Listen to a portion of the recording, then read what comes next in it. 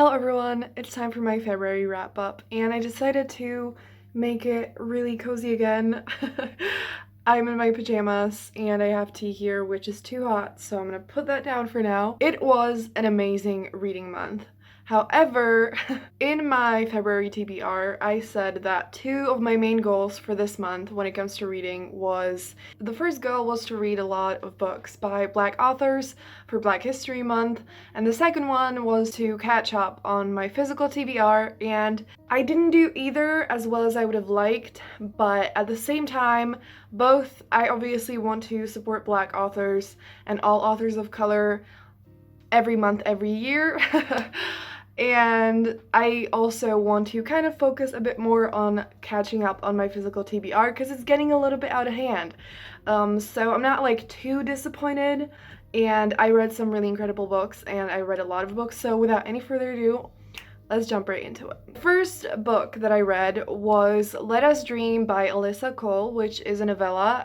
This book is set in 1917 Harlem, and I feel like there was so much that Alyssa Cole managed to explore in such a short amount of pages, and the book dealt with so many important issues like racism and sexism, and the main character was just kind of trying to fight for the right of women to vote, and she was such a badass character. It was definitely different from every other historical romance that I've read, and also I've never actually read anything set in the 20th century, but I'm really happy I read this book. I thought it was really good and I've never really heard anyone talk about it, so I would really recommend it. And I also really loved the romance. So the main character is Black and her love interest is Indian Muslim, and I thought their romance was really amazing.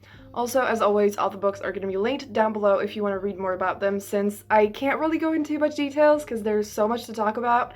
I really need to speed this up. So the next book I am so excited to talk about, Red, White, and Royal Blue by Casey McQuiston. I've already talked about this in at least 2 videos, and it's actually going to be in a vlog that is hopefully going to come out soon where I actually read the book, and yes, and I adored this. So in case you don't know what this book is about, it's a romance between the first son of the first female president of the United States and the Prince of England, and it is so good. It is such a fun and lighthearted and feel-good book that still deals with really important issues, and I just absolutely adored it. I just loved it so much, and if you haven't read it yet, you need to get on it because it's really, really excellent, and I think it's worth all the hype. And I just need all of Casey McQuiston's books, like, please, now, I'm begging you. Oh my god, this is so fucking incredible. The next book that I read is Heartstopper Volume 3 by Alice Oseman, which I was obviously also obsessed with. This is the 3rd volume, and it follows Nick and Charlie. Again, I've talked about this millions of times. I absolutely love this series, and I wish it came out quicker and that it was longer. And the comic is also available online. I'm not sure where exactly. It's absolutely amazing. It's so sweet and so wholesome. I just love it so much. So the next book that I read is Long Way Down by Jason Reynolds. This is an extremely unique and important book that is really short. It's told in verse, and I actually listened to the audiobook that the author narrates, and it was a really interesting and intense experience. It's basically about a teenage Black boy that goes down an elevator to go kill the guy he thinks murdered his brother. And I feel like no description can really do the book justice because it's just so uniquely told, and I was just like mind blown by how well the book was done. And again, it's a super short book that I feel like packs such a punch for that few pages. Next book I read was Yes, No, Maybe So by Becky Albertalli and Aisha Saeed. This picture just fell out. This is probably maybe even my #1 favorite YA contemporary romance I've ever read in my life. I adored it. I got it immediately when it was released, on the day I think, and I went to the signing for the book where they were giving out these super cute, oh my god, just like I don't even know what to say about this book anymore because I just absolutely adore it. I adore Becky, I adore Aisha, and just a quick summary of what the book is actually about. It's a love story between a Jewish boy and a Muslim girl who kind of start to get into politics, and it's a book about activism and love, and just like, it's so real. And both the characters, you can see them figure things out in their personal life, and then they slowly come together and develop feelings for each other, and like, I just adore this, and I think it's excellent, and I love it so much. And if you haven't read it, you need to read it right now because it is seriously one of the best books I've ever read. I absolutely love it. I just realized those were all of my physical copies that I read this month, so clearly I failed at that even more because I have at least 10 more books to get to, and none of them are physical books. So the next book I read was Every Heart a Doorway by Shannon McGuire. You probably maybe have heard of this series because I feel like a lot of people have talked about it on BookTube, and I have also heard a lot of them talk about it. I heard quite a lot of people talk about it recently, and I was just like, I felt like I wasn't fully vibing with it, but at the same time, I wanted to give it a chance, and I'm really happy that I did. So this is actually another book that I read for a vlog that is hopefully gonna come soon, so I don't want to get into too much detail, but it's basically about those children who had gone to magical worlds, and they come stay at Eleanor West's House for Wayward Children, where they just are, you know, amongst the kids who had gone through the same thing, and they just try to kind of settle back into the real world. And this series is extremely interesting. I only read this book, but I have kind of read a bit more about the sequels, and they are not like, it's not like a linear story. All the books kind of follow different stories, and in this book, a part of it was this mystery where things start going wrong, people start getting murdered, and that is kind of one of the reasons why I gave it 4 stars and not 5, because I hate mystery. I absolutely despise it. I don't want to read it. It's just like a personal thing that I can't really explain. It makes me uncomfortable, and I really don't enjoy reading it. But I still really enjoyed this book, and I really wanted to give the series a shot because it's really, really diverse and super interesting, and all of them are super short, so they're great if you're just looking for something super interesting and really short and easy to get through. I also listened to the audiobook for this. It's really good. If you listen to audiobooks, I would recommend it. Coming up next are the books that I read for the Contemporary-a-thon, of which I have 2 vlogs up, so I'm gonna pop it up on the screen and link them down below if you haven't seen it yet and you want to watch it. So I don't want to get into too much detail. So the first one that I read for Contemporary-a-thon was Bad for the Boss by Talia Hibbert. This is an adult office romance, basically, and I adore Talia Hibbert. She is one of my all-time favorite adult romance authors, and this book, I think, was her first release, and so it's definitely not perfect. It's definitely not like one of her best, but I still enjoyed it. It was still a pretty good book, so I wasn't disappointed. The next book that I read was Riven by Rowan Parrish, who is also one of my favorite adult romance authors, and this book has a male-male romance in it, and it's about kind of like a singer falling in love with a musician, and so a big part of the book is music, and I found that really fun and nice, and it's just a really gentle story, if that makes sense, and I just really enjoyed it. The next book that I read for Contemporary-a-thon was Sick Kids in Love by Hannah Moskowitz.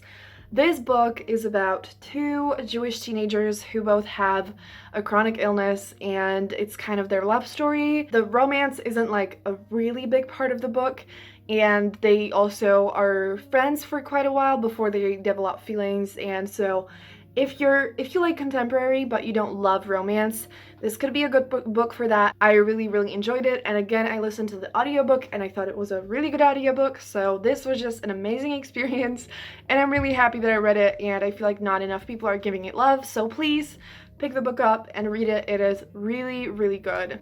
The next book that I read was Helium by Rudy Francisco. This is a poetry book that I also read for Contemporary Marathon, and I loved it.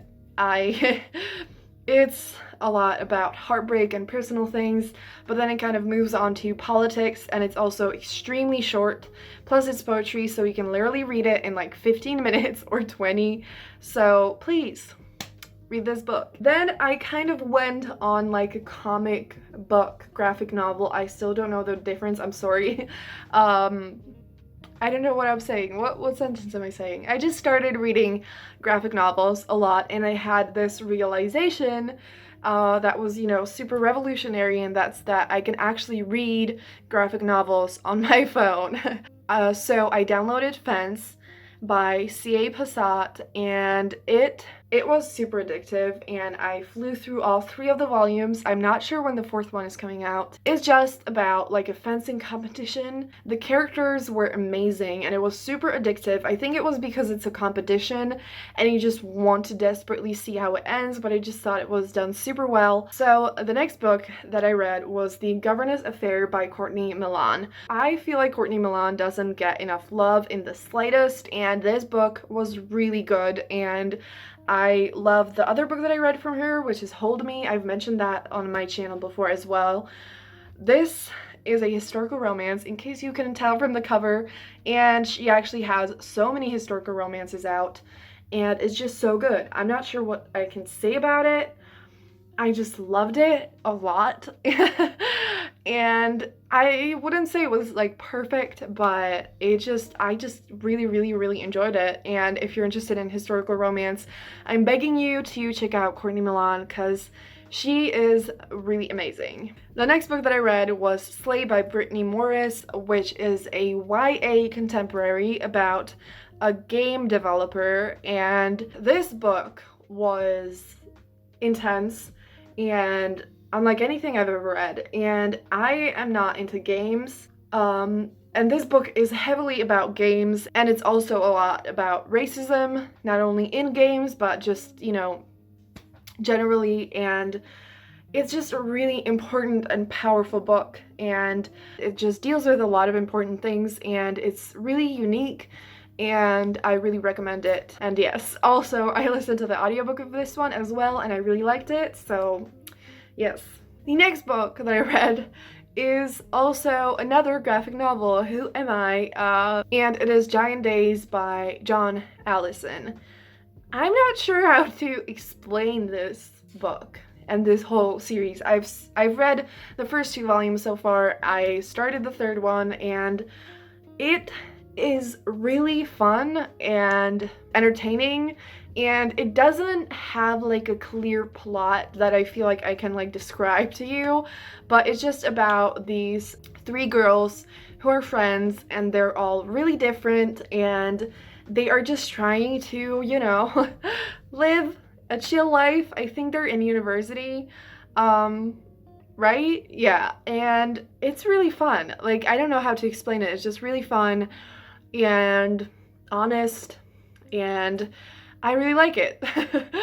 The next book that I read was Soft Magic by Upale Chazala, and this is another super short poetry book, and I absolutely loved the writing in it. It's a stunning, beautifully written poetry book that celebrates Black womanhood, and I just thought the book was really beautiful. There was clearly so much emotion and honesty and just so many feelings put into it, and I just thought it was a really powerful book. I think I ran into it because it was on Kindle Unlimited, so if you have Kindle Unlimited, I definitely recommend it, and I'm really happy that I found it. The next book that I read was White Whiskey Bargain by Jody Slaughter. I ran into this book on Twitter because it was like on sale for $1 or something, and so I got it, and I finally got to the book, and it just was not for me.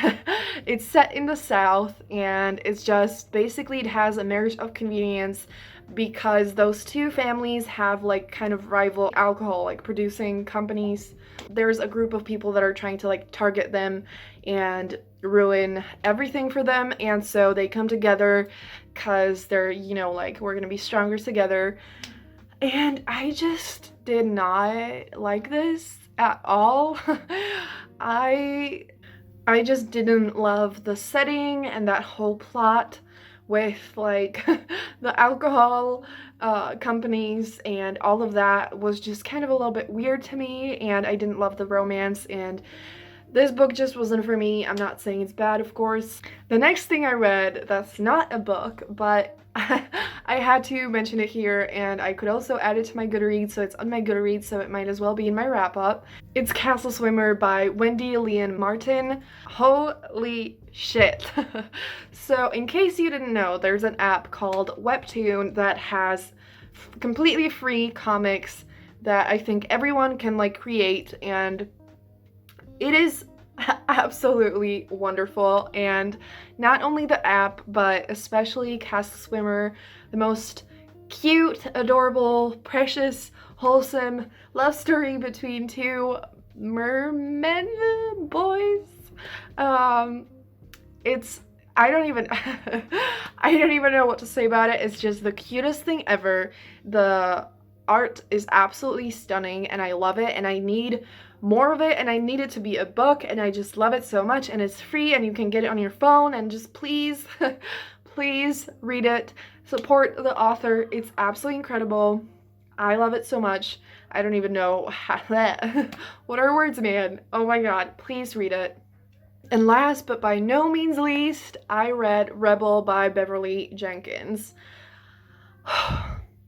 Last year, I really got into historical romance books, and I'm still discovering like new authors, and Beverly Jenkins is absolutely incredible. She has written so many books, and I need to read all of them because this was absolutely wonderful.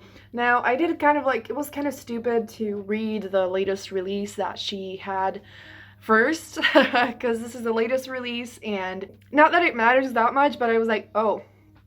But I heard a few booktubers mention Beverly Jenkins, and so like that allowed me to even find her, and I am so happy that I did, because this book was incredible. I adored the romance so much. It was just, oh my god, I just loved it. It gave me so many feels. It was so much fun and amazing, and I just adored it. And just like Courtney Milan, Beverly Jenkins deserves so much more love for her books, because this was excellent, and I cannot wait to get to her other books, like I just said, and I just absolutely adored this. I clearly can't speak and express myself properly anymore, but this book was just incredible, and I loved it. I loved it so much. I loved the characters, I loved the dynamic between them, and I just loved this, and I really recommend it, and I'm begging you to read this and read Beverly Jenkins' book, please. So that's gonna be it for today's video. I can't believe we finally made it to the end, and yeah, give this video a thumbs up if you enjoyed it, and subscribe for more videos like this. And again, all the books that I mentioned will be linked down below. If you want to read more about them, add them to your TBR. And yeah, have a great day, and I'm gonna see you soon in another video. Bye!